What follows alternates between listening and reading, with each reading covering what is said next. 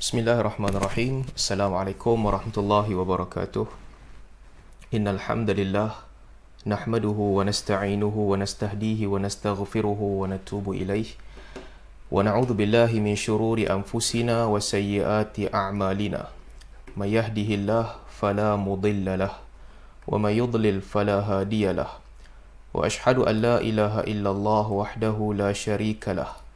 Wa ashhadu anna Muhammadan abduhu wa rasuluh. Allahumma salli ala Muhammad wa ala ali Muhammad kama sallaita ala ali Ibrahim innaka Hamidum Majid. Wa barik ala Muhammad wa ala ali Muhammad kama barakta ala ali Ibrahim innaka Hamidum Majid. Amma ba'd. Alhamdulillah, dengan izin dan juga limpah kurnia Allah Subhanahu wa taala, kita sama-sama diberikan ruang dan kesempatan untuk berjumpa sekali lagi dalam sesi usrah yang dianjurkan oleh gabungan usrah di Qatar ni. Terima kasih pihak penganjur yang sudi jemput saya setelah berkali-kali jemput, dan terima kasih juga di atas penganjuran majlis ni. Terima kasih juga untuk sahabat-sahabat yang mungkin mengikuti sesi live ni daripada Malaysia yang tak tidur lagi tengah-tengah malam ni. Jadi tajuk yang diberikan oleh pihak penganjur asalnya letak 5-6 tajuk yang banyak, tapi kebanyakan tajuk tu bukan, memang saya tak banyak membaca tentang bidang tu, jadi susah nak cerita. Tajuk ni kebetulan kita dah pernah cerita beberapa kali dalam kuliah-kuliah lain, jadi senanglah untuk kita bahas dan kita nak bincang berkaitan dengan bomoh, sihir dan juga syirik. Macam kita buat dalam kuliah yang lepas, saya ingat kita lebih banyak bercerita dan lebih banyak menyebut perkara-perkara yang bukan terlalu akademik. Kita bukan terlalu nak melihat kepada sumber dan sebagainya, lebih kepada kita berkongsi ilmu berkaitan dengan tajuk ni. Dan sebagaimana yang disebutkan oleh Tuan Haji Saleh tadi, tajuk ni penting sebab sihir dan juga bomoh ni berkaitan rapat dengan akidah kita. Berkaitan dengan akidah artinya kalau kita tersilap langkah, kita ambil keputusan yang salah ataupun kita mengamalkan perkara yang salah, dia menjejaskan akidah dan memungkinkan kita diazab oleh Allah Subhanahu Wa Taala di akhirat. Untuk menjaga akidah kita dan untuk membersihkan akidah daripada syirik, ini adalah isu penting yang kita kena tahu. Yang pertama, berkaitan dengan bomoh. Bomoh ni macam kita tahu apa yang bomoh buat. Bomoh yang sebahagian daripada bomoh mereka buat ruqyah. Sebahagian daripada bomoh dia boleh khabarkan berita-berita. Kalau dalam tempat kita, dia boleh khabarkan orang kalau nak tahu apa yang berlaku, siapa curi barang dia dan sebagainya, dia boleh pergi jumpa bomoh dan bomoh boleh bagi tahu kat dia, orang sekian orang curi barang hang. Sebahagian bomoh pula dia tilik nasib, akan bagi tahu apa yang akan jadi di masa depan kepada orang ni. Sebahagian bomoh pula dia berubat orang, dia boleh siasat orang ni sakit apa dan dia boleh bagi tahu ubat kepada orang ni. Sebahagian bomoh pula dia kata dia boleh baca personality orang. Dia boleh tengok orang tu, dia boleh bagi tahu orang punya personality macam mana. Jadi dalam bahasa kita, bomoh ni merangkumi semua ruang lingkup ni lah. Segala benda-benda ni dibuat oleh mereka. Tak kisahlah, mereka ni sebahagian daripada mereka nampak macam orang alim sikit kadang-kadang, sebahagian daripada mereka nampak macam kurang sikit. Jadi itu secara ringkas. Tapi kalau kita tengok istilah yang digunakan di dalam hadis, dia ada perbezaan. Yang paling dekat dengan yang kita faham tentang bomoh adalah kahin. Kahin artinya satu orang manusia yang boleh menceritakan kepada orang lain tentang perkara-perkara gaib. Benda-benda yang orang lain tak nampak, benda yang orang lain tak tahu, sama ada yang akan berlaku di masa depan ataupun benda yang telah berlaku di masa lalu. Ini kerja kahin. Dalam Al-Quran, Allah Subhanahu Wa Taala menyebutkan semua tentang kahin ni buruk. Semua tentang mereka, gambaran yang diberikan oleh Al-Quran adalah buruk. Dan sebelum kita nak cerita tentang sihir, tentang syirik dan sebagainya, mungkin kita boleh bincang sikit tentang kahin ni, ataupun dalam bahasa kita sebahagian daripada bomoh. Ni kita nak bincang sikit. Nak tahu, kita kena kenal dengan mereka. Apa yang sebenarnya berada di dalam kepala mereka, fikiran mereka, sehingga kadang-kadang kita nampak sebahagian daripada bomoh ni ajaib. Wah, dia boleh tahu benda yang orang tak tahu. Dia boleh cerita benda yang Kadang-kadang kita dengar, kita ajaib. Sepatutnya tak ada orang tahu benda ni. Bomoh boleh tahu. Jadi untuk permulaan ni, saya nak kongsikan sebenarnya mereka ni siapa? Mereka dapat ilmu ni daripada mana? Allah Subhanahu Wa Taala sebut dalam Al-Quran tentang bomoh ni. Allah Subhanahu Wa Taala cerita dekat Nabi, hal unabbiukum ala man tanazzalu syayatin. Allah tanya dalam Al-Quran, nak tak aku ceritakan kepada kamu syaitan ni turun kepada siapa? Hampa nak tahu tak dekat siapa syaitan ni turun? Jadi, sebagaimana para malaikat yang turun kepada nabi-nabi, syaitan dia turun juga. Dia turun juga daripada dia punya singgah sana menemui siapa? Allah tanya dalam Al-Quran, hal unabbiukum ala man tanazzalu syayatin. Hampa nak tahu tak syaitan turun kepada siapa? Kemudian jawapannya Allah sebut, tanazzalu ala kulli affakin athim. Syaitan turun kepada setiap orang-orang yang jahat dan juga pendosa. Dia turun kepada yang jahat dan juga pendosa. Yulquna as-sam'a wa aktharuhumul kadhibun. Mereka menyampaikan apa yang didengar, sedangkan sebahagian besar daripada mereka adalah pendusta. Inilah kerja syaitan. Jadi syaitan turun kepada siapa? Syaitan turun kepada bomoh-bomoh. Syaitan turun kepada kahin. Kepada orang-orang yang mendakwa dia boleh tahu urusan ghaib. Baik, betul ke yang syaitan turun tu? Betul syaitan turun. Betul ke yang syaitan khabarkan tu? Yang syaitan duk cerita ke orang ni, betul ke hakikat yang dia cerita?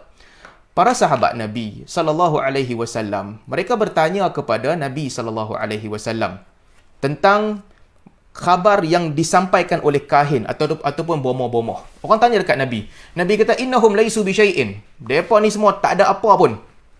Tak ada nilai langsung ucapan mereka. Jangan terima dan tak ada nilai ucapan mereka. Lalu para sahabat, apabila Nabi SAW kata, kahin punya ucapan ni tak ada nilai, hampa jangan pegang langsung. Mereka kata, fa innahum yuhaddithuna bi syai' yakunu haqqan. Wahai Rasulullah, tapi yang kami lihat, para bomoh ni, bila mereka bercerita kepada kami, yakunu haqqan. Kadang-kadang dia jadi betul. Sebagaimana yang bomoh cerita dekat kami, peristiwa itu jadi betul. Apa yang bomoh khabarkan kepada kami, itu hakikat sebenarnya. Para sahabat nak tanya Nabi SAW. Sebelum saya nak sambung tentang jawapan Nabi SAW. Ini bukan cerita pasal para sahabat sahaja. Bukan tentang cerita di zaman para sahabat sahaja. Zaman kita pun sama. Saya beberapa kali juga orang datang bertanya soalan. Macam mana pandangan tentang orang ni dia tahu benda gaib? Apa yang dia tahu? Dia tahu si fulan telah mati di tempat sekian. Mungkin ada orang abang kat dia kot. Tak ada orang abang. Dia tak kenal siapa-siapa yang ada kaitan dengan si fulan tu pun. Tapi dia boleh cerita. Apa lagi yang dia boleh cerita, Kang? Dia boleh cerita mendalam. Dia boleh cerita tentang keluarga orang ni. Dia boleh cerita tentang latar belakang orang ni. Sampai ke zaman kita lah ni, ada orang yang didakwa ada kemahiran ni. Sehingga mereka menjadikan ramai manusia berasa takjub dengan ilmu mereka. Termasuklah sebahagian daripada kita, orang yang mengaji ilmu, kadang-kadang kita berasa takjub. Macam mana dia boleh tahu benda yang sepatutnya dia tak tahu?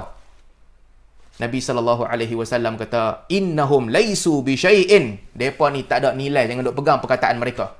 So apabila para sahabat nak tanya juga Nabi SAW, tapi benda yang depa habaq kat kami jadi betul. Nah, di sini jawapan Nabi yang kita kena tengok. Nabi kata, tilkal kalimatu minal haq. Itu adalah ucapan-ucapan kebenaran. Yang dia cerita tu, benda akan datang terutamanya, kalau betul, tilkal kalimatu minal haq. Ucapan itu kebenaran. Yakhtafuhal jinni. Dia dicuri dengar oleh jin.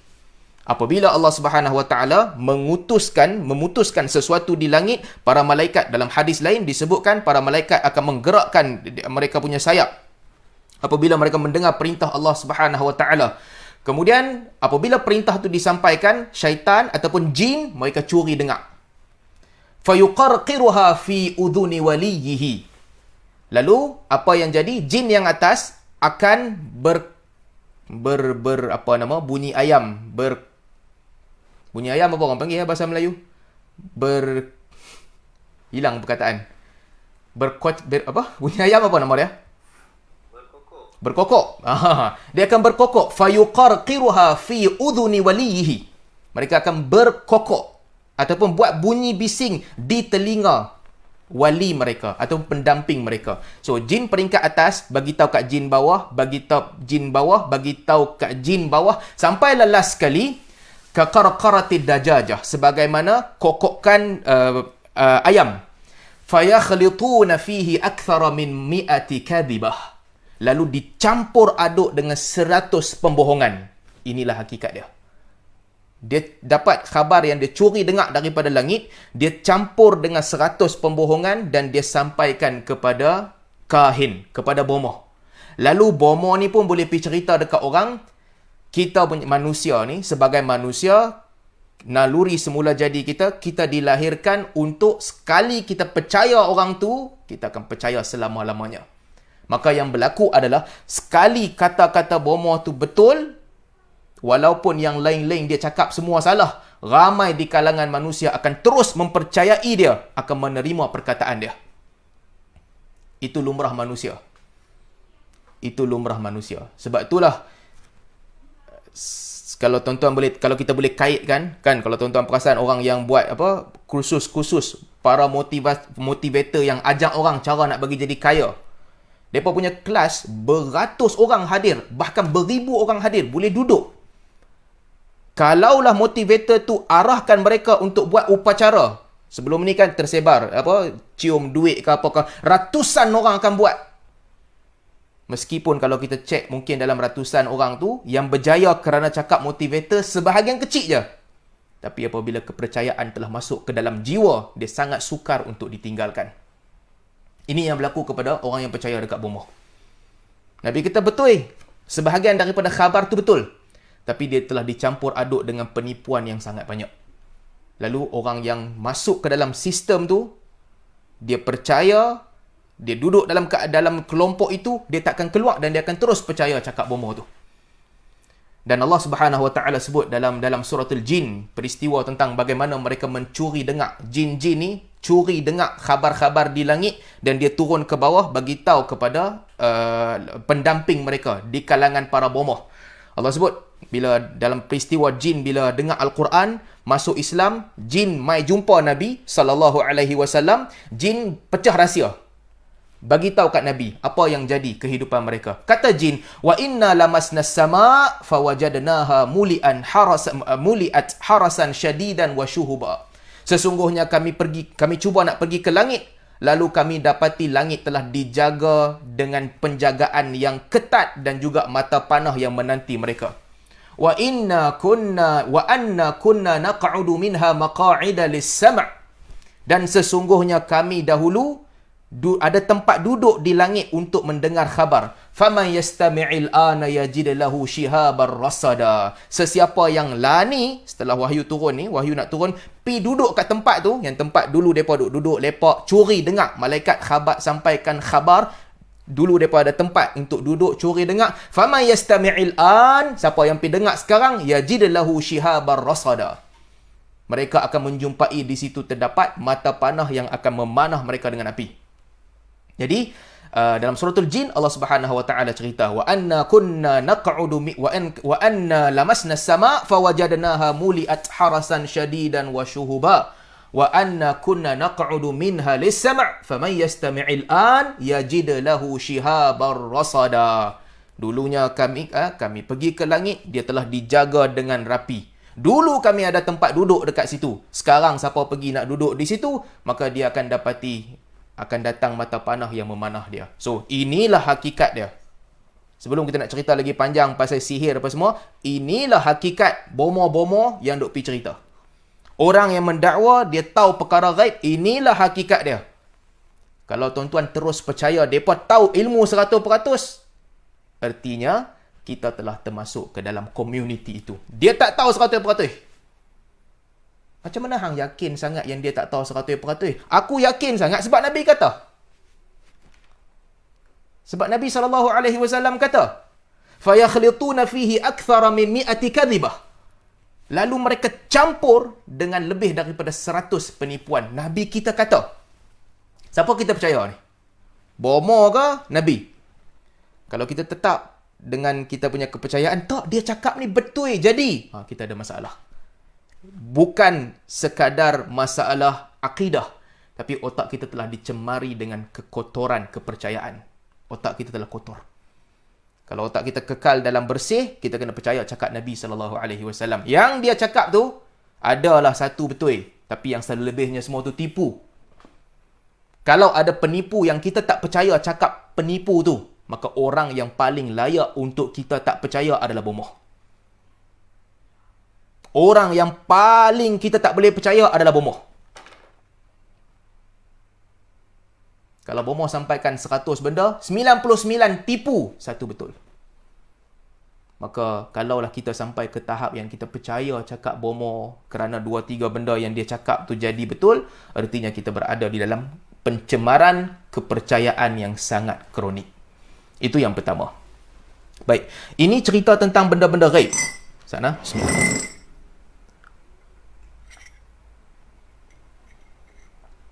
Kopi ni ditaja oleh bini saya. Baik, sambung sikit. Ini cerita tentang benda gaib. Bagaimana pula benda yang dia bukan gaib? Dia ada. Benda ni ada. Dia jadi kat tempat lain. Boleh tak jin mai bagi tahu dekat bomoh? Boleh tak? Kita naik kereta. Kita beg duit kita tertinggal, terjatuh kat bawah seat. Kita keluar daripada kereta, kita pergi naik jumpa bomoh. Contohlah, bukan kita, orang lain lah. Saya memang benci betul dengan bomoh ni. Tak kisahlah. Mana-mana bomoh pun saya cukup benci. Pergi jumpa bomoh. Siapa-siapa pun dia pergi jumpa bomoh. Pergi jumpa bomoh. Boleh tak bomoh tu tahu apa yang berlaku dalam kereta dia sebagaimana CCTV? Boleh tak bomoh tu bagi tahu dekat dia, tadi hang main ni kan, ada beg duit tadi kan, terlupa nak bawa keluar kan, beg duit tu jatuh, ada bawah seat, sat pergi balik pergi ambil. Boleh ke tak boleh? Boleh tak jin nak siasat begitu mendalam sekali? Jawapannya, tak boleh. Tak boleh. Sama macam kes tadi. Dia boleh tahu sikit, tapi dia tak boleh tahu detail setiap satu perkara, dia tak boleh tahu. Sebab sama macam kes tadi juga. Yuqarqiruha, dia boleh membuat bunyi ayam di telinga bomoh, dia tak boleh bagi tahu exactly dekat bomoh 100% apa yang jadi, apa yang dia ni buat. Itu dia tak boleh. Kadang-kadang dia teka jadi, kadang-kadang dia teka tak jadi. Kalau tidak, jenuh lah. Kalau yang geng buat jahat ni, pakai bomoh, lagi senang. Dia boleh pergi tengok kad mana nak naik, nombor mana tertutup tu, nah, nombor ni akan naik esok. Takkan senang. Dia boleh menang. Ada mayat, jumpa mayat, tak tahu siapa bunuh. Panggil jin, jin kumpul-kumpul sama jin. Jin mana yang jaga kawasan ni 12 jam lepas? Panggil jin tu mai sini. Jin, hang nampak ada siapa bunuh? Aku nampak sekian-sekian orang bunuh. Okey. Pergi beritahu, saya tahu siapa bunuh, si fulan ni bunuh. Ilmu begini tak ada di atas muka bumi. Kadang-kadang dia teka betul, kadang-kadang dia teka tak betul. Ilmu ni tak ada. Contoh, saya nak tekankan bab ni betul-betul sebab ramai di kalangan kita, kita percaya, kita takut dengan bomoh. Ataupun kita takut dengan orang yang konon je ada ilmu ni. Weh, jangan main dengan dia ni tahu apa kita buat kat rumah. Tak ada siapa boleh tahu apa hang buat kat rumah. Manusia tak boleh tahu. Apa yang hang buat dalam bilik, seorang-seorang, sembunyi, Allah lah yang tahu. Manusia tak tahu. Dalilnya apa? Baik, dalilnya apa? Di zaman Nabi SAW, ada satu orang budak kecil, namanya Ibnu Sayyad. Bila Nabi SAW cerita tentang Dajjal, Nabi cerita tentang kejahatan Dajjal, Nabi cerita tentang ciri-ciri Dajjal, sebahagian daripada para sahabat Nabi SAW, mereka teka, Ibnu Sayyad ni mungkin dia akan jadi Dajjal. Termasuklah para sahabat besar, Umar, Abdullah bin Umar, ramai yang kata, bila Nabi cerita tentang Dajjal, mereka nampak sifat Dajjal ni macam ada kat Ibnu Sayyad, tersebar di kalangan para sahabat, mungkin dia ni Dajjal. Lalu orang pun sampailah cerita tu kepada Nabi SAW. Para sahabat pun sembang, lalu sampailah dekat telinga Nabi SAW. Ibnu Sayyad ni mungkin Dajjal. Maka Nabi SAW pun satu ketika Nabi sedang jalan, orang tunjuk kat Nabi SAW, "Ya Rasulullah, budak ni lah yang Ibnu Sayyad yang kami duk anggap Dajjal tu."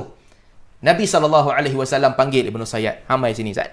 dia pun mai. Hadis tu panjang, cuma saya nak ringkaskan sedikit je.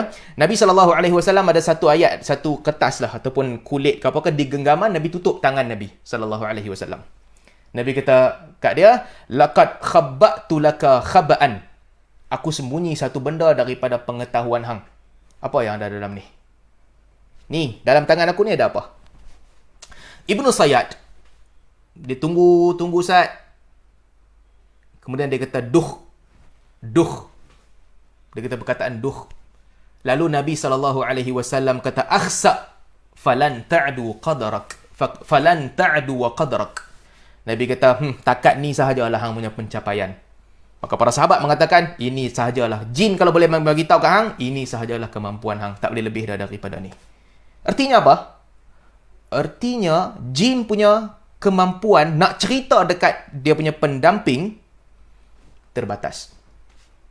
Nabi SAW genggam ayat Al-Quran daripada surah Al-Jin. Fartaqib yawma ta'ti sama'u bidukhanim mubin.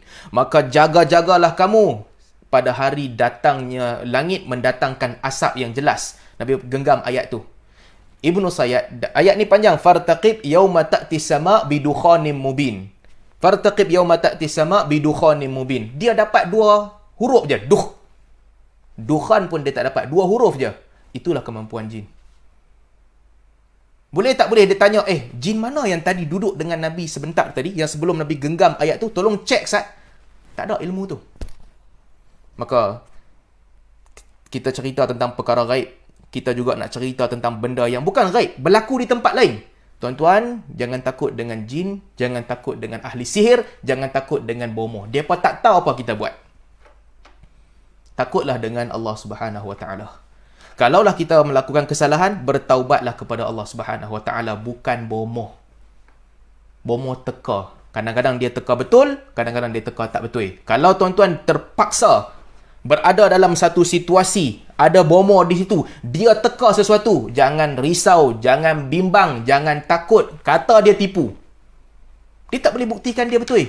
Be confident. Walaupun kadang-kadang dia teka tu betul, jangan percaya cakap dia. Dia tak boleh tahu semua benda. Dan kita kena tahu dan yakin yang dia tak boleh tahu semua benda. Itu kaitan tentang bomoh dan juga jin. Bismillah. Tajuk ni best ni. Baru dah setengah jam, baru cerita sikit. Belum masuk lagi dalam-dalam. Belum masuk bab sihir apa semua ni. Baru cerita pasal bomoh. Bomoh ni kira dia punya apa? Dia panggil, dalam chain tu paling lemah lah. Atas tu jin. Syaitan. Bomoh ni sekadar perantaraan di antara yang atas dengan yang bawah. So dia ni kira, ini pun kita dah lama dah cerita. Baik. Nak masuk sikit cerita tentang jin. Abaikanlah bomoh banyak sangat cerita. Ya, nanti lain kali kita boleh sambung. Cerita tentang jin. Tuan-tuan dan puan-puan, saya kena cerita juga tentang jin sebab dia berkaitan. Bomoh ambil ilmu daripada jin. Nak buat sihir pun gunakan jin. Jin ni sebenarnya, dia bukanlah power sangat. Dia tak kuat. Bahkan jin ni juga mencari kebenaran. Allah Subhanahu Wa Taala sebut tadi kan, wa anna lamasna sama', kami pergi ke langit, diceritakan pergi ke langit, pintu langit dijaga dengan jagaan yang ketat, ada mata panah menanti mereka. Apa yang jadi? Jin rasa pelik ketika tu. Tidak kita boleh duduk di sini mendengar wahyu, curi dengar apa khabar langit nak turun ke bumi. Sekarang kita duduk, kita kena panah. Sikit je dapat khabar. Lain semua kena panah, dapat tak banyak mana. Maka apa yang berlaku? Para jin ni bertebaran di atas muka bumi. Ketua jin bagitahu kat jin-jin kecil, hampa pergi cari tengok kat atas muka bumi. Pasal apa peristiwa ni berlaku? Pasal apa langit telah dijaga dengan kawalan yang ketat? Allah Subhanahu Wa Taala sebut dalam suratul Ahqaf, wa idh sarafna ilaika nafaran minal jinni yastami'una al-Quran. Dan apabila kami jalankan, kami sampaikan jin mendengar kamu membaca Al-Quran. Bila jin duk pusing-pusing-pusing, dengar bacaan Al-Quran. Benda ni kot yang buat pintu langit tertutup. Maka mereka pun datang, mereka dengar Nabi SAW membaca Al-Quran. Falamma hadaruhu qalu ansitu. Apabila mereka sampai mendengar Nabi membaca Al-Quran, qalun situ. Qalu ansitu. Diam. Dengar apa yang dia duk baca ni. Mereka dengar, mereka bagi perhatian. Falamma qudiya wallau ila qaumihim mundhirin. Dan apabila dah habis dah Nabi baca, mereka pun balik pergi jumpa kaum mereka, bagi peringatan kepada kaum mereka. Qalu, jin sembang sama-sama sendirilah dengan bahasa dia. Ya qaumana, wahai kaum kami, inna sami'na kitaban unzila min ba'di Musa.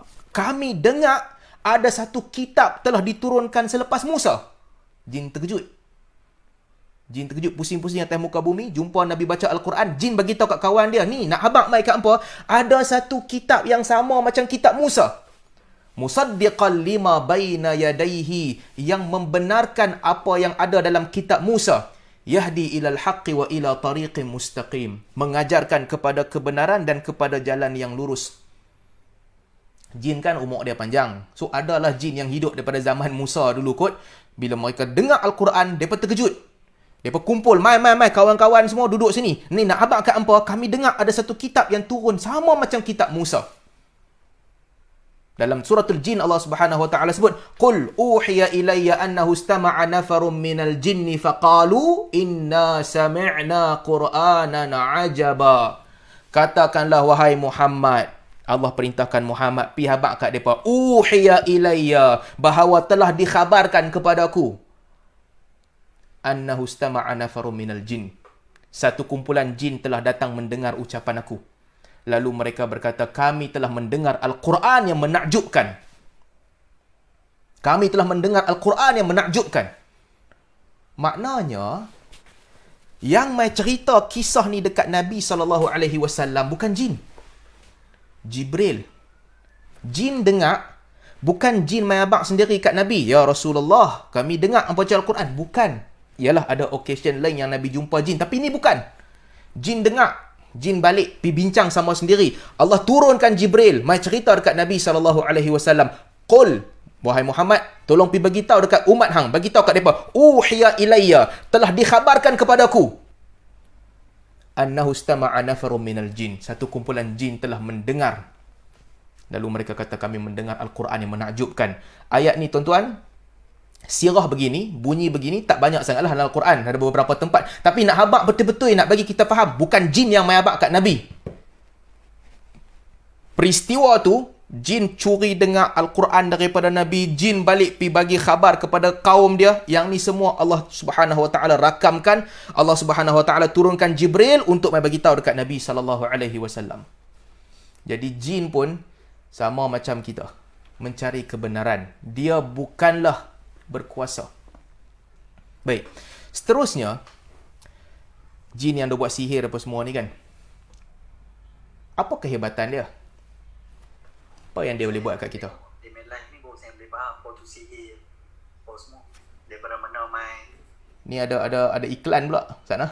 Nah, itulah saya. Baik. Sambung cerita. Kat mana kita tadi tu?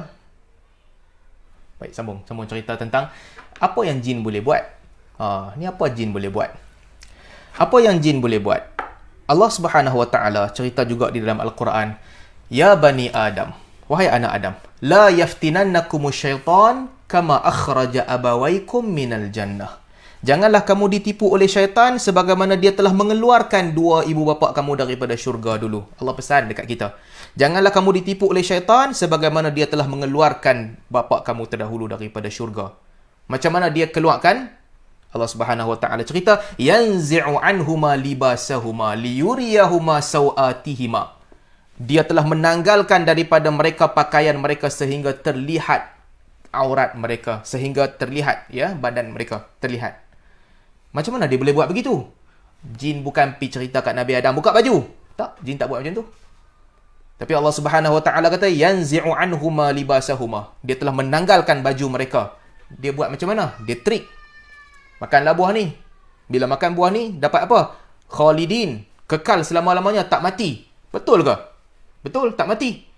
Sebab itulah malaikat semua hidup lama, sebab malaikat semua makan buah ni. Hang tak boleh makan buah ni sebab kalau hang makan buah ni, hang jadi macam malaikat. Defeat purpose. Purpose nak cipta hang jadi manusia, hang mati. Sebab tu hang tak boleh makan buah ni. Logik ke tak logik? Boleh boleh terima. Tujuan sebenar jin, yanzi'u anhuma libasahuma. untuk menanggalkan pakaian mereka. Hampa kena ingat, innahu yarakum huwa wa qabiluhu min haitsu la tarawnahum. Sesungguhnya dia dan juga dan kumpulan-kumpulannya, jin dan juga syaitan tadi dan juga jin, yarakum huwa wa qabiluhu. Dia melihat kamu min haitsu la tarawnahum. Kamu tak melihat dia. Dia nampak hampa, hampa tak nampak dia. Kena jaga. Inna ja'alna syayatina awliya'a lilladzina la yu'minun. Kami menjadikan syaitan sebagai wali kepada orang yang tidak beriman. So itu kerja dia. Dia main bagi benda buruk nampak macam elok. Kita tak nak cerita bab tu lah sebab mungkin kuliah lain kita boleh cerita. Cuma kita nak fokus kat sini. Power tera mana jin tu?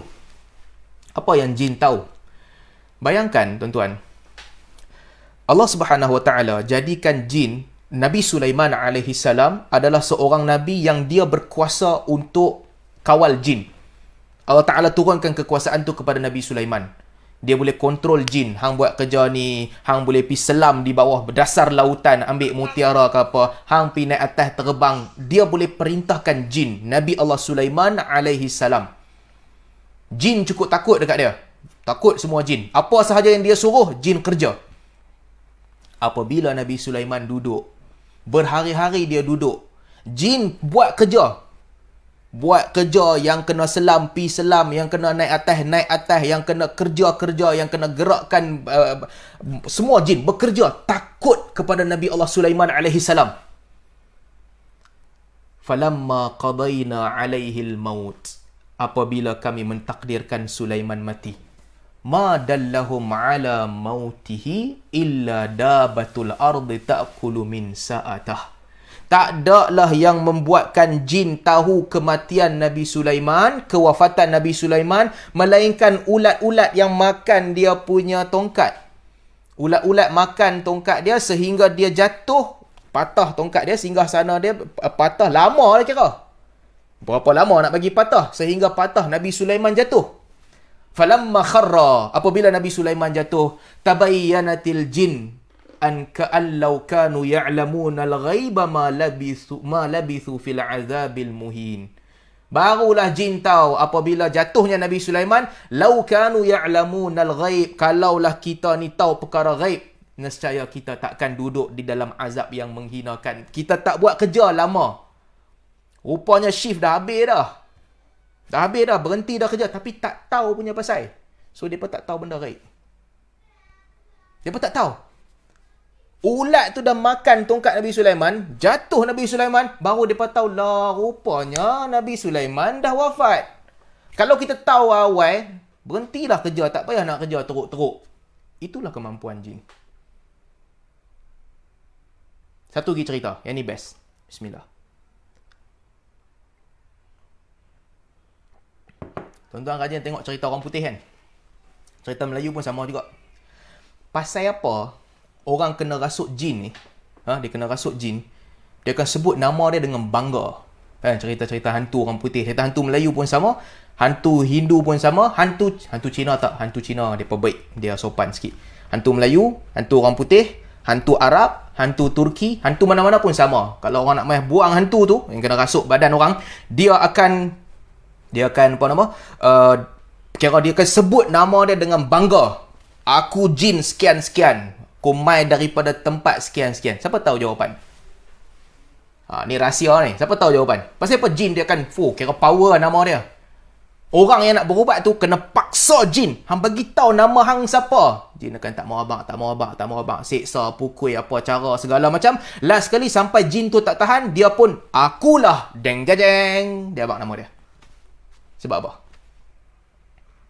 Siapa tahu sebab apa? Jin dia bangga dengan nama dia. Dia rasa dia besar. Apa pasal? Kau tak ada jawapan. Susah nak jawab. Ada siapa-siapa nak mencuba nasib menjawab? Siapa-siapa yang kot-kot pernah terlibat dengan menghalau jin, menjemput jin. Sebab apa jin ni? Nama dia tu menjadi kebanggaan dia. Kira dia boleh habaq dengan penuh bangga. Pasal apa?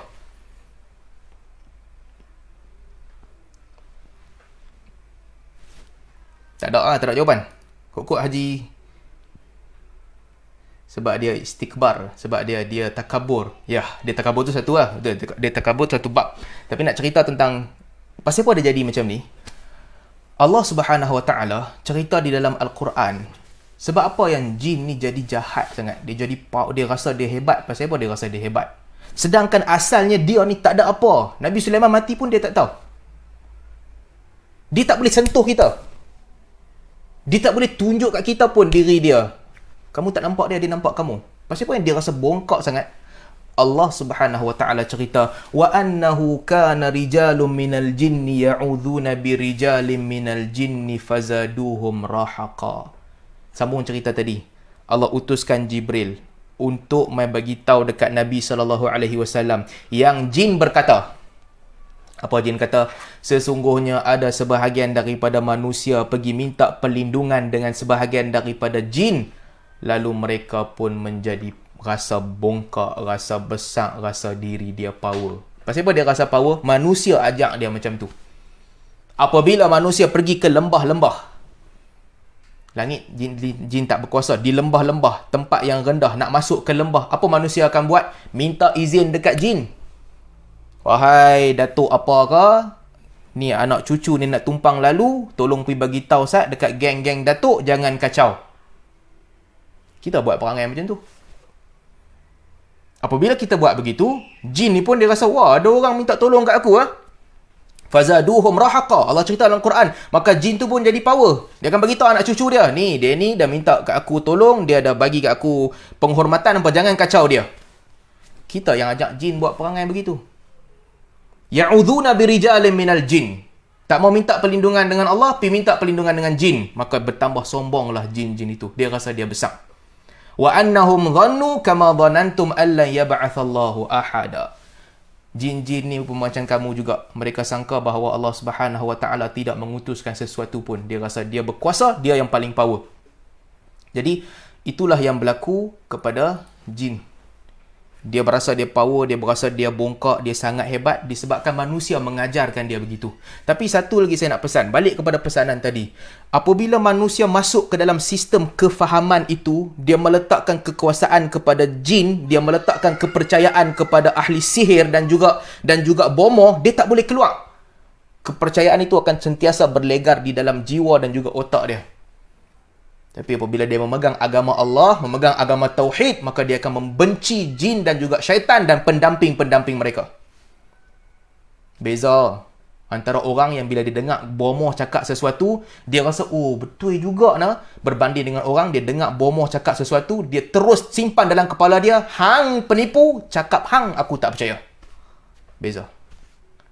Perbezaan ini datang apabila kita berpegang dengan Allah Subhanahu Wa Taala. Kadang-kadang saya nak pesan, ada orang, kadang-kadang, ni lagi masalah. Mereka ni bukan pendamping jin pun. Ada sebahagian orang, dia bukan ada ilmu jin turun main abak kat dia apa pun. Dia tak ada amalan. Tapi dia teringin nak jadi macam tu. Yang ni lagi body roll punya orang. Dia teringin nak jadi macam tu. Teringin nak buat perangai macam tu. Ni pun satu buruk juga. Dia tak ada ilmu apa pun. Tapi nak bagi nampak macam hebat. Dia duk fikir, rasa, kalau bomoh-bomoh yang hebat ni, dia boleh bagi tahu benda gaib. Dia pun teringin nak masuk alam tu. Cerita kat orang. Aku tengok hang ni, aku baca-baca pusing pi pusing mai, hang kurang sekian-sekian tertentulah. Dia ceritalah hang sebenarnya tabiat ni tak bagus ni, hang kena kurangkan tabiat ni. Hang kena kurangkan, aku dapat nampak dah diri hang. Yang ni antara sikap yang tak kena dalam diri hang, hang kena ubah. Ni hang tahu mana? Nak ikut sangat perangai ahli sihir dan juga kahin. Dia tak ada ilmu pun. Bila dia baca, bila dia dengar cerita kahin ni nampak macam boleh teka, boleh tahu perkara gaib, dia pun nak jadi macam tu. Ini lagi teruk lah. Dia tak berkawan dengan jin, tapi dia memperdaya orang. Tuan-tuan kena jaga. Kalau kita nak terlibat, jumpa orang berubat apa kau tengok. Kalau yang jenis duk main teka-teka ni tolak pergi tepi buang. Dia antara dua je. Satu, dia pendamping jin. Dia duk buat cerita, dia tahu, aku tahu apa jadi kat hidup hang. Semalam hang pergi mana, hang jumpa orang tu, hang jumpa orang ni, apa sekian-sekian orang ni semua. Sama ada dia pendamping jin, ataupun dia penipu. Dua-dua hal, jangan terima dia. Baik, seterusnya. Bismillah.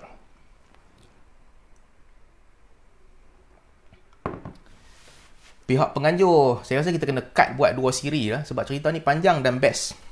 Satu siri tak cukup. Sihir tak masuk lagi. Dah nak dekat sejam dah kan. Nanti kita sambung next time lah satu lagi. Baik, seterusnya. Jin dengan orang siapa lagi kuat?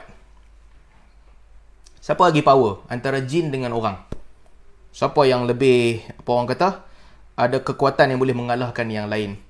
Allah Subhanahu Wa Taala di dalam Al-Quran nak cerita kat kita bahawa sebagus-bagus jin, sehebat-hebat jin, manusia Allah Subhanahu Wa Taala kurniakan potensi untuk lagi hebat daripada jin. Lebih tinggi daripada yang Allah kurniakan kepada jin. Allah sebut dalam suratul Naml kisah Nabi Allah Sulaiman alaihi salam. Masih lagi kisah Nabi Sulaiman, tapi ini cerita lain pula. Apabila Nabi Allah Sulaiman alaihi salam dia nak bawa, sebelum dia hantarkan tentera dia untuk tangkap penduduk Sabak ni, datang dekat dia Balqis, dan juga dia telah ditawan nak bawa mai dekat tempat dia. Istana Balqis tu adalah istana yang paling hebat. Nabi Sulaiman nak tunjukkan yang hampa ni, yang sembah matahari ni, ilmu hampa, kehebatan hampa tak ada apa-apa. Aku nak tunjukkan istana hang tu aku boleh bawa mai sini. Hang rasa hang power, mai aku nak tunjukkan hang siapa lebih power. Nak tunjukkan hang bagaimana kekuasaan yang Allah kurniakan kepada aku. Istana hang tu aku nak ubah mai letak sini. Maka Nabi Allah Sulaiman alaihi salam kata, "Qala ya ayyuhal mala'u ayyukum ya'tini bi'arushiha qabla an ya'tuni muslimin." Maka dia berkata, "Wahai rakyat-rakyatku, siapa di antara kamu yang boleh membawakan singgahsana dia ke sini sebelum mereka datang menyerah diri kepada aku?" Kena tangkap, kena tawan, kena serah diri, tak cukup power lagi. Aku nak tunjuk kat mereka, dia punya singgahsana ni duk ada dekat sini, aku duduk di atasnya. Qala ifritu minal jin, ana atika bihi qabla an taquma min maqamika. Ifrit minal jin, jin yang ganas. Ifrit ni, para ulama katakan jin yang jahat lah, ifrit. Jin yang jahat, ifrit. Jahat-jahat jin pun tunduk kepada kekuasaan Nabi Sulaiman, kena kejar dengan Nabi Sulaiman. Ifrit kata, ana atika bihi qabla an taquma min maqamika. Wahai Sulaiman, aku punya power, aku boleh bawa mai singgah sana Balqis sebelum hang bangun. Hang tengah duduk ni, sebelum hang berdiri betul ni, singgah sana tu boleh ada di sini. Aku boleh buat. Wa inni alaihi laqawiyyun amin. Hang kena tahu wahai Sulaiman, sesungguhnya aku kuat lagi dipercayai. Kuat lagi dipercayai. Jin pun macam pemimpin jugalah. Kuat dan dipercayai, dia kata kat Sulaiman. Aku boleh bawa mai sebelum hang bangun. Apa kata Nabi Sulaiman alaihi salam? Tak cukup power. Tak cukup power. Baik, maka Nabi Allah Sulaiman pun tunggu sekejap. Lalu menteri Nabi Sulaiman, dalam riwayat disebutkan Asaf ibnu Burkhiyah. Asaf bin Burkhiyah, menteri Sulaiman. Dia kata, Allah sebut, qala alladhi 'indahu 'ilmun minal kitab ana atika bihi qabla an yartadda ilaika tarfuka. Wahai Sulaiman, aku boleh bawa mai singgah sana Balqis tu qabla an yartadda ilaika tarfuka. Sebelum hang buka mata kan, hang tutup mata, sebelum hang buka balik mata, sebelum anak mata ni, kelopak mata ni kembali ke tempat dia balik, aku boleh bawa mai. Lalu falamma ra'ahu, Sulaiman pun tutup mata dia, buka mata, kelip mata, buka, singgah sana dah ada di depan. Qala hadha min fadli rabbi. Asaf ni kata, ini adalah pemberian Tuhanku. Beza dengan Ifrit. Ifrit kata, ana laqawiyyun amin. Aku kuat dan dipercayai.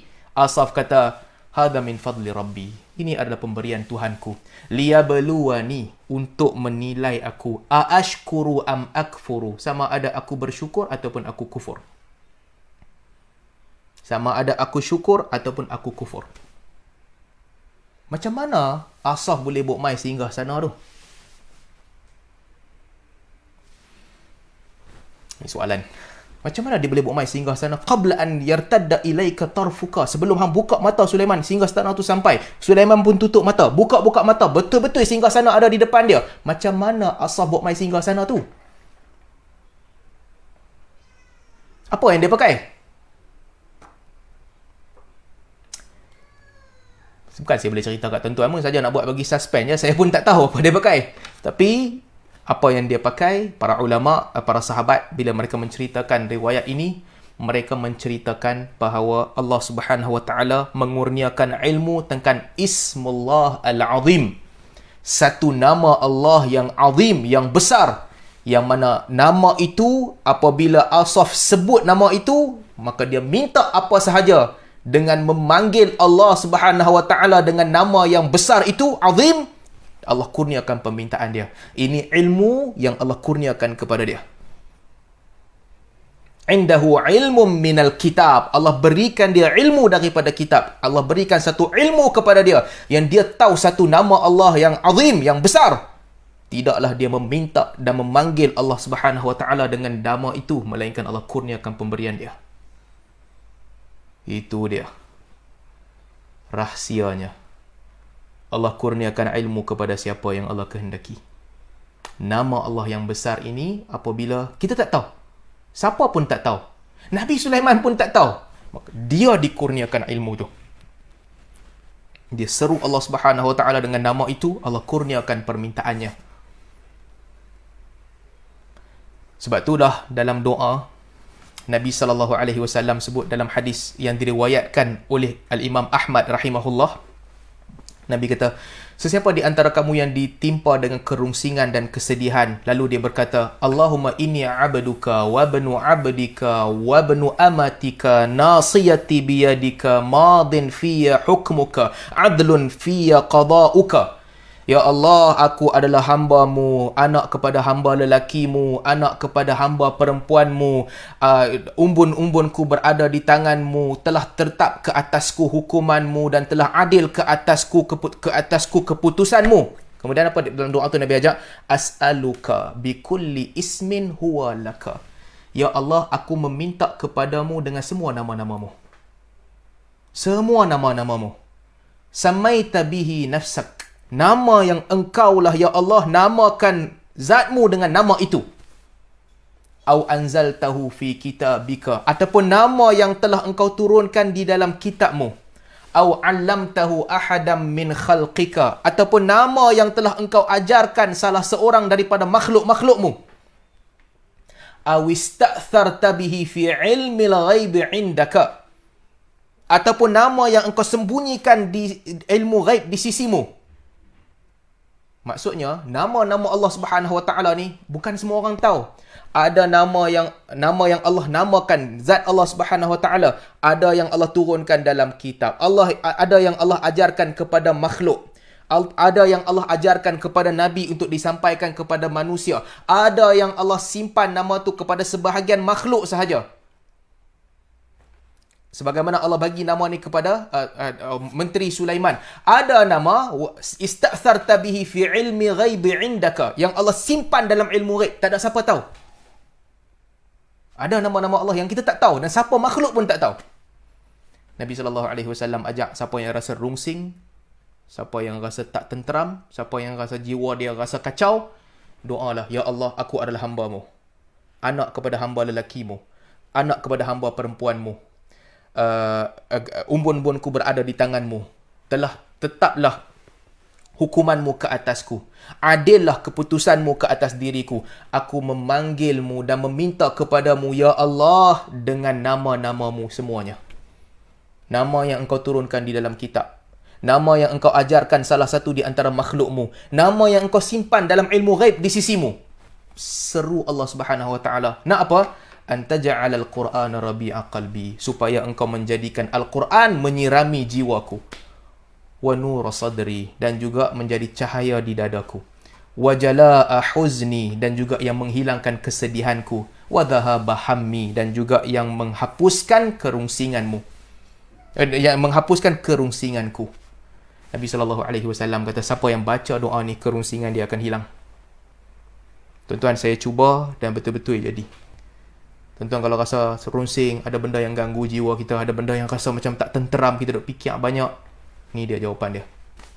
Allahumma inni abduka wa ibnu abdika wa ibnu amatika nasiyati biyadika madin fiyya hukmuka adlun fiyya qada'uka as'aluka bikulli ismin huwa laka sammaita bihi nafsak aw anzaltahu fi kitabik aw 'allamtahu ahadan min khalqik aw ista'tharta bihi fi 'ilmil ghaibi 'indak an taj'ala al-Qur'ana rabi'a qalbi wa nura sadri wa jalaa'a huzni wa dhahaba hammi. Hilang kerungsingan kita. Jadi ini tuan-tuan, Pengajaran dia, doa ni kita boleh baca lah, hafal dan baca bila kita rungsing, hilanglah kerungsingan kita. Tapi pengajaran yang kedua, ada nama-nama Allah yang kita tak tahu. Dengan nama Allah Subhanahu Wa Taala itu dikurniakan kelebihan kepada hamba-hamba Allah. Doa. Jangan pergi reka sendiri. Lagi dengar kuliah ni, balik reka. Apa aku nak panggil Allah? Dia reka nama sendiri. Maksud tunggang langgang. Jangan duk buat pandai-pandai macam tu. Rosak. Tak pasal-pasal rosak akidah. Duk cari nama, rosak akidah. Jangan duk reka. Tapi kalau nama yang kebesaran Allah Subhanahu Wa Taala yang ditulis di dalam Al-Quran, dalam sunnah ni semua, bagus, boleh berdoa dengannya. Nabi SAW satu ketika dalam hadis yang diriwayatkan oleh Al-Imam Tirmizi rahimahullah, Nabi masuk ke dalam masjid, Nabi dengar ada satu orang hamba, dia doa, Allahumma inni as'aluka bi anni ashhadu annaka antallahu la ilaha illa antal ahadus samad lam yalid wa lam yulad alladhi lam yalid wa lam yulad wa lam yakul lahu kufuwan ahad. Nabi dengar dia duk baca tu, Ashhadu annaka antallah la ilaha illa antallah al-ahadu samadu alladhi lam yalid wa lam yulad wa lam yakul lahu kufuwan ahad. Nabi dengar. Nabi kata dekat para sahabat, Sa'alallah bismihil a'zam. Orang ni, dia telah meminta kepada Allah dengan nama Allah yang sangat besar. Alladhi idha du'iya bihi ajaba wa idha su'ila bihi a'ta.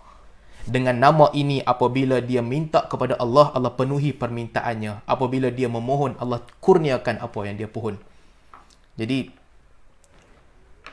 nak ceritanya di sini, itulah kelebihan yang Allah Subhanahu Wa Taala kurniakan kepada Asaf bin Burkhiyah, Menteri Sulaiman.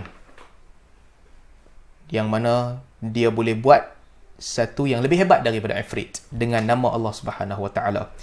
Banyak saya nak cerita ni, sihir pun tak dan masuk lagi, tapi dah dekat sejam dah. Saya rasa saya berhenti setakat ni dululah. Lain kali nanti ada masa kelas akan datang, kita cerita pasal sihir pula. Saya minta maaf, tak boleh nak kontrol. Seronok cerita tajuk ni, tak dan habis. Nanti kalau cerita panjang-panjang pun kita mengantuk dan penat kan. So kita sambung lain kali lah. Kalau ada soalan, kita buka soalan sikit, cerita-cerita sembang sikit tentang, belum masuk sihir lagi. Sihir jangan tanya. Nak tanya tentang bomo, sikit-sikit boleh lah. Tanya tentang jin boleh juga. Tanya tentang itu sahaja. So saya kembalikan semula kepada Tuan Haji Saleh dulu. Okay, jazakallah khair Ustaz. Alhamdulillah, satu pengisian yang interesting. Ustaz segi nampak seronok nampaknya, Alhamdulillah. Nanti insyaAllah kita boleh sambung lagi lah di masa-masa yang lain. Baru 1/3 je nampaknya. Jadi saya buka terus kepada soalan. Ustaz ada soalan ni,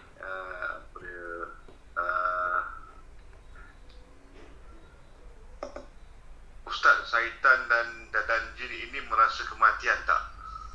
Soalan. Dia merasa kematian. Setiap yang hidup, kullu nafsin dha'iqatul maut. Setiap yang bernyawa akan merasai kematian. Termasuklah syaitan, jin, makhluk semuanya akan merasai kematian. Semua, termasuk para malaikat, semua merasai kematian, yang mana Allah Subhanahu Wa Taala telah takdirkan kepada semua makhluk. Sehinggalah akhirnya malaikat yang cabut nyawa pun Allah akan cabut nyawa dia juga. Malaikat yang tiup sangkakala pun Allah akan cabut juga nyawa dia. Mati semua makhluk. Semua akan merasai kematian. Akhirnya tak ada siapa yang tinggal, tak ada makhluk yang tinggal. Semua makhluk hidup akan mati. Allah Subhanahu Wa Taala akan bertanya, limanil mulkul yaum, milik siapakah kerajaan pada hari ini? Ketika itu Allah akan tanya, dan tak ada makhluk nak jawab, mati semua. Lillahil wahidil qahhar. Allah Subhanahu Wa Taala sendiri yang akan jawab. Kerajaan pada hari ini adalah milik Allah, satu-satunya Tuhan yang Maha Berkuasa. Sebab itu para ulama salaf, mereka kata antara satu dalil yang mereka kata bahawa Allah Subhanahu Wa Taala, sifat Allah kalam. Apa dalil mereka bawa? Mereka bawa ayat ni. Pada hari segala makhluk telah dimatikan, Allah akan tanya, siapakah yang memiliki kekuasaan pada hari ini? Tidak ada mana-mana makhluk yang boleh menjawab, melainkan Allah sendiri yang akan menjawab. Milik Allah lah segala kerajaan. Ala kulli hal, ini menunjukkan yang semua makhluk akan mati.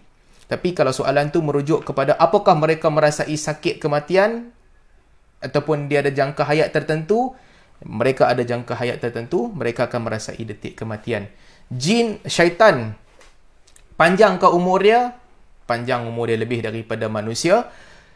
Jin apakah dia ada sakaratul maut? Wallahu a'lam. Saya tak pasti dalil yang jelas dalam bab ni, tetapi apabila dia diberikan taklif sebagaimana manusia diberikan taklif, dan Allah Subhanahu wa taala khabarkan bahawa sakaratul maut adalah ujian terakhir kepada manusia, ujian terakhir sama ada dia beriman ataupun kufur, maka ini secara tak langsung menunjukkan yang mereka juga diberikan peluang terakhir berupa sakaratul maut untuk dihapuskan dosa-dosa mereka, untuk mereka diuji sama ada mereka betul-betul beriman dengan Allah ataupun tidak. Kerana walaupun kita tak nampak jin tak nampak kita, tapi tabiat beribadat kepada Allah adalah sama. Kita ditaklifkan, diwajibkan untuk beribadat kepada Allah, dia juga diwajibkan untuk beribadat kepada Allah, maka kita merasai sakaratul maut. Wallahu a'lam, mungkin ini secara tak langsung menunjukkan yang dia juga merasai sakaratul maut. Okay, Ustaz, ada orang tanya Ustaz, apa nama, ada orang pergi berubat yang dipanggil Ustaz lah. Jadi Ustaz ni bagi satu tangkal. Tangkal ni ditulis ayat Quran. Dia kata jangan risau, yang ni ada ayat Quran. Tak letak tangkal ni atas pintu. Jadi apa nama, insya-Allah dia akan jauhkan kita dari balak bencana. Boleh komen Ustaz? Tuan-tuan, saya buat tangkai ni panjang nak cerita. Saya minta tolong siapa-siapa yang berhadapan situasi macam ni, yang ada situasi yang pergi jumpa bomo ataupun dia jumpa ustaz, bagi kat dia ayat, dia bagi ada tangkai. Okey, bagi kat dia tangkai. Buka tangkai tu. Kalau dia suruh pergi letak kat mana-mana, jangan buat lah. Jangan pergi letak. Kalau dia bagi tangkai tu, suruh kita simpan, suruh kita pegang, suruh kita apa, letak di pegang dan simpan dekat kita. Tolong buka tangkai tu. Buka, tengok apa dia tulis. Kalau dalam tangkai itu, bukan tangkai lah, kalau dalam benda yang dia simpan, dia suruh kita pegang tu, ambil berkat ni, dia tulis ada sahaja benda yang kita tak faham. Ataupun dia tulis ayat Al-Quran yang dia ambil huruf-huruf, dia potong. Dia ambil ayat Al-Quran, dia potong. Dia nak kata qul huwallahu ahad. Qaf letak sini, lam ada sini, ha ada sini, wa ada sini, alif ada sini. Ini sihir. Ini sihir. Bakak tangkai tu. Ataupun dia kadang-kadang dia tulis Al-Quran terbalik. Ini sihir, bakak tangkai tu.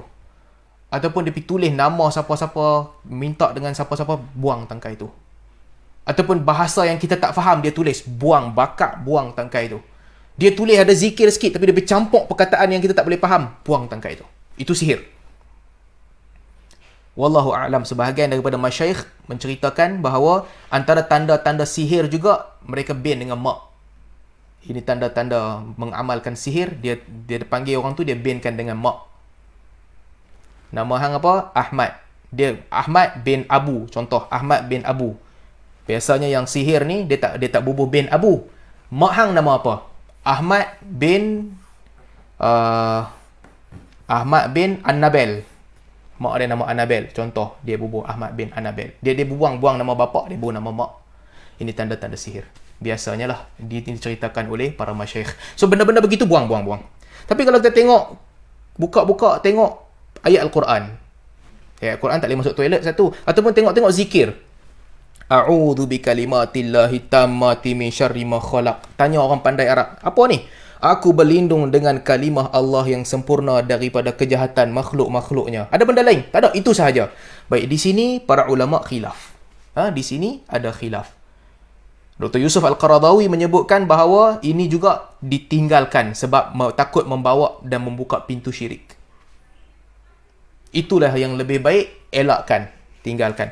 Tetapi di sana terdapat sebahagian daripada riwayat para ulama yang mereka tulis, mereka simpan dengan tulisan itu, mudah-mudahan Allah Subhanahu Wa Taala, tulisan Al-Quran dan zikir itu, mudah-mudahan Allah Subhanahu Wa Taala mengelakkan mereka daripada diganggu jin dan sebagainya. Ini ada khilaf. Tanya saya, pendapat yang lebih baik adalah jangan gantung apa-apa. Sebab termasuk dalam larangan umum Nabi SAW, yang mana Nabi kata siapa yang gantung tangkai, dia telah melakukan syirik. Tapi saya berlaku jujur. Apa pun tuan-tuan kena buka. Jangan percaya ustaz ke, bomo ke, buka dulu, tengok. Kalau dia kata tak boleh buka ni, dah buat macam-macam. Itu semua tanda-tanda tipu, sihir. Hang kena buka, tengok. Kalau nak sangat, buka, tengok. ada ciri-ciri yang saya sebut tadi, bakar dan buang. Kalau zikir sahaja semata-mata, pandangan saya yang lebih baik pun jangan gantung juga. Elakkan segala bentuk tangkai. Tapi kalau gantung depan pintu rumah, Qul huwallahu ahad. Pasal apa gantung? Nampaklah ni rumah orang Islam, bukan rumah orang kafir. Yang tu tak apalah. Itu sebagai satu tanda kesenian yang ramai di antara kita buat, dan mudah-mudahan ini termasuk dalam seni yang baik untuk membezakan, untuk nampak seri rumah kita dengan kita gantung Al-Quran. Tak ada apa-apa niat khurafat pun. Letak gambar Kaabah, letak tulis kat depan pintu Bismillahirrahmanirrahim. Ini semua pada saya satu seni yang baik untuk tak ada masalah kita buat. Wallahu a'lamu bissawab.